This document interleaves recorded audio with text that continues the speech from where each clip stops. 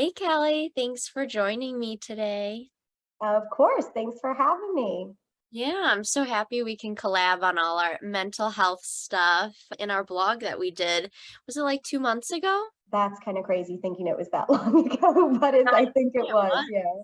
That's crazy. Well, I think that was a really good one because I had even seen when you and Jeff and Robin did your talk. I know Jeff mentioned a few things. I don't know if it was from that blog or just things that he had learned about, but that was really cool. Just because I feel like the most important thing is the managers kind of showing like healthy practices or modeling healthy behavior.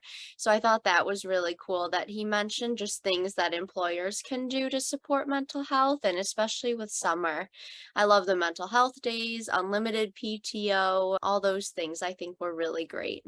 Yeah. I think it was helpful to kind of speak on everything that you and I wrote about.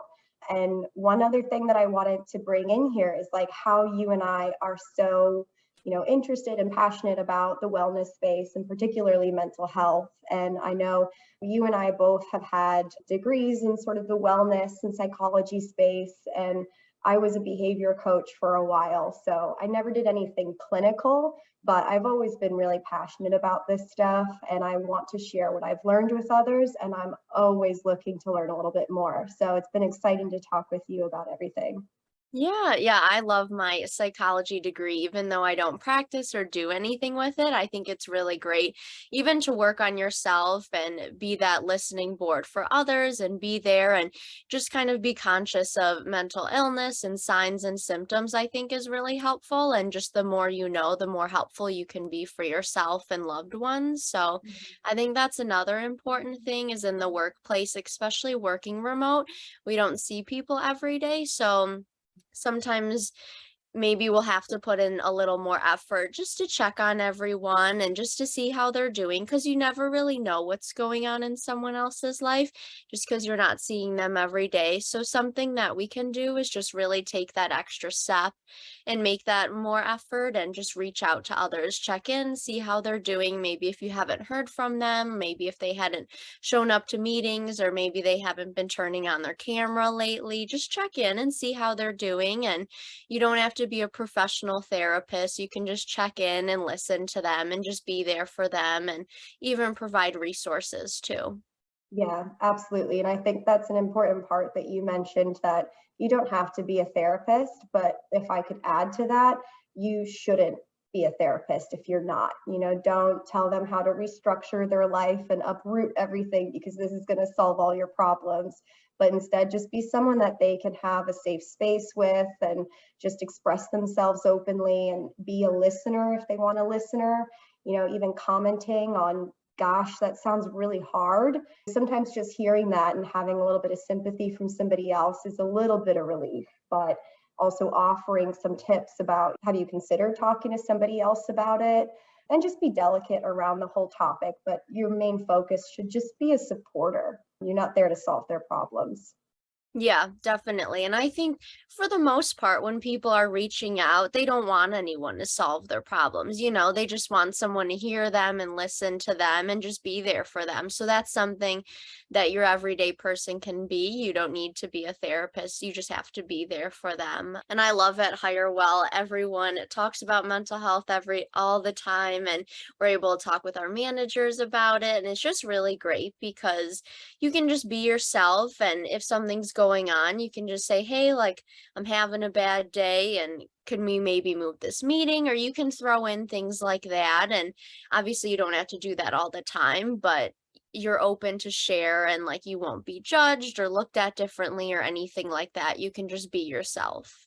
Yeah, that's something that I've absolutely experienced here. I just feel like just being able to completely be myself and be open about my interests and where I'm struggling just helps me get the right sort of support from whoever it is, whether it's a peer, a mentor, a manager, whether I've been distracted by my personal life lately, or I'm just having difficulty focusing in the first place.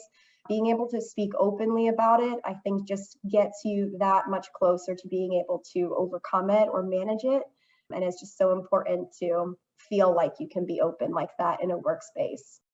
Yeah.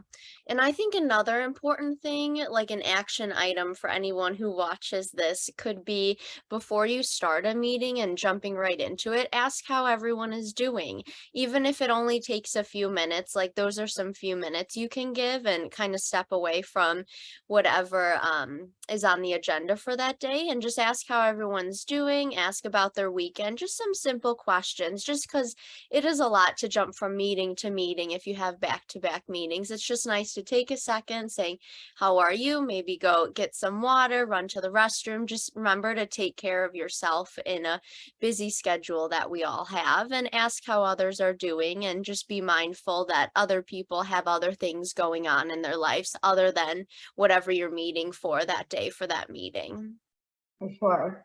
And maybe even to add to that, as a teammate, to say to somebody if they respond, saying that they're struggling with something on any level, is it your place to say, "What can I do to help?"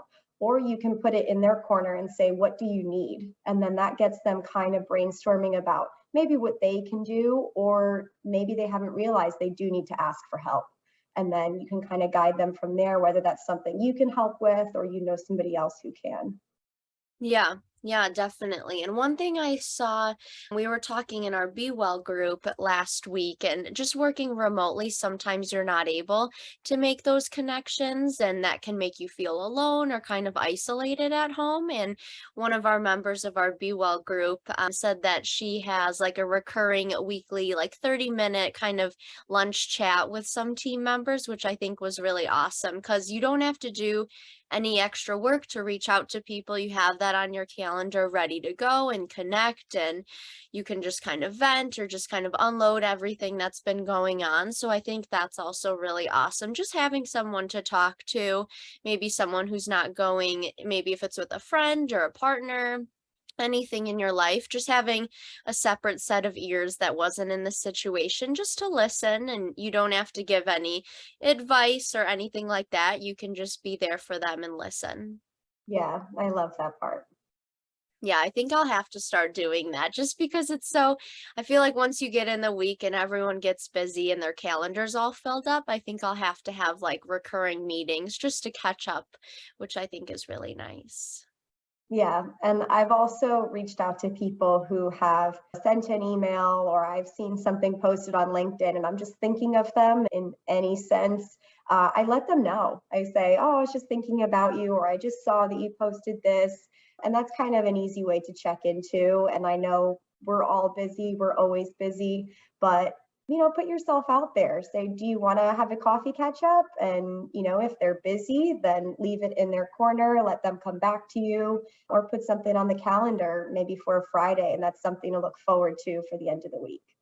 Yeah, I think that's great advice. I think we really just do have to put ourselves out there working remotely because you can't walk over to somebody's desk or maybe meet in the lunchroom. Right. But I think putting yourself out there is fine. And I know we had talked about maybe when reaching out to someone, making sure that they have time to talk, like maybe if they're overwhelmed and maybe you're kind of unloading or venting to them and they're like, "Oh, I really can't talk right now." That might not be a great experience. So maybe after reaching out, before sharing anything, maybe just make sure that they have time to talk and that it's a good time for them. So maybe some questions like that, just saying, "Is this okay if I share with you?" Or "Should we talk another time? Are you busy?" Just things like that. Just questions to make sure that it's a good time to talk. So it's a positive experience for both sides and makes it feel like both of you are listening and hearing each other. Yeah, that's really important. And I mean, with that, if you're the person who needs to talk, how do you know who to go to or when it's time to speak to somebody, even when it's time to speak to your manager? Yeah, that's the hardest part is because from working remotely, you don't know like who to reach out to. I know I could always, I know who I can reach out to because of like putting myself out there that I really care and am passionate about mental health. But if I didn't do that, I wouldn't really be sure. So that's still something that I've yet to figure out is like, other than the people I talk to mainly, who else can I reach out to and who's willing to talk? But I feel like there's nothing really you can do other than just put yourself out there and ask if they have time to talk, and it'll just kind of go from there. So I feel like we just got to put ourselves out there and just make sure you're asking the question to see if that's something they would be okay with before like venting and sharing with them. Yeah, absolutely. Awesome. Well, thanks for joining me today, Kelly. I love our conversations about mental health, and I love that we're kind of breaking the stigma, and it's just so well shared here at Higher Well. I love it. Me too. It's always a joy joining you. And thanks again for meeting up with me. And I look forward to future conversations. Yeah. Yeah. If you guys have any topics or anything about mental health that you would like to see from our Higher Well content or anything like that, let us know in the comments or send us a message on LinkedIn. Have a great day, everybody. Bye.